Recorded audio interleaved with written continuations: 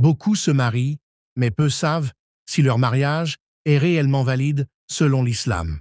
Une simple erreur peut tout annuler. Tu veux connaître les 4 conditions indispensables d'un mariage halal? Reste bien jusqu'à la fin. Ce que tu vas apprendre aujourd'hui peut changer ta vie ou sauver ton futur foyer. Avant de commencer, n'oublie pas de t'abonner à notre chaîne pour ne rien rater des perles précieuses de l'islam. Chaque vidéo est une occasion de te rapprocher d'Allah et de mieux comprendre ta religion.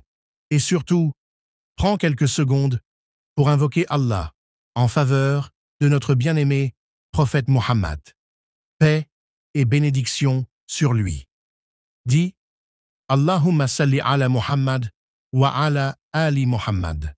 Car chaque prière sur lui est une lumière pour ton cœur et une élévation dans l'au-delà, les 4 conditions du mariage en islam. Le mariage en islam repose sur 4 conditions essentielles. Le consentement des 2 époux sans contrainte. La présence du tuteur, wali pour la femme. La dot, ma'asher, offerte par l'époux à son épouse. La présence de 2 témoins fiables au moment du contrat. Sans ces conditions, le mariage n'est pas valide selon la majorité des savants. Le mariage en islam est une union sacrée qui repose sur des bases claires et bien définies par la loi islamique. Pour qu'un mariage soit valide aux yeux d'Allah et conforme à la jurisprudence islamique, 4 conditions fondamentales doivent impérativement être réunies. Le consentement des 2 époux. Le mariage ne peut avoir lieu sans l'accord clair et libre des 2 parties.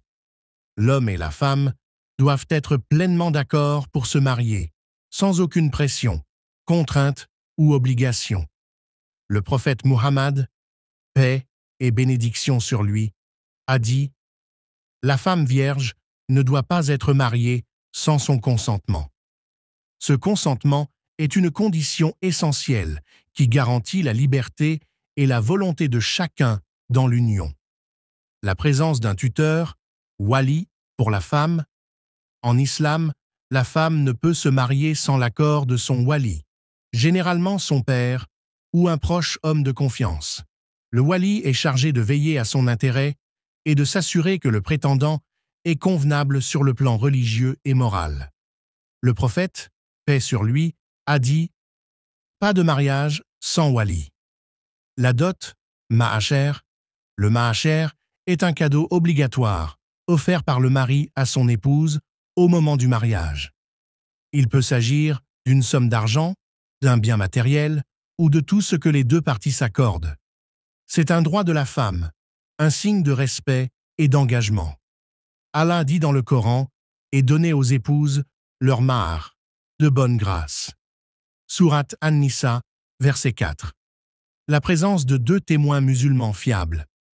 Pour que le mariage soit reconnu, il doit être célébré en présence de 2 témoins musulmans, adultes et fiables. Cela assure la transparence et l'officialisation de l'union, empêchant ainsi toute ambiguïté ou relation secrète.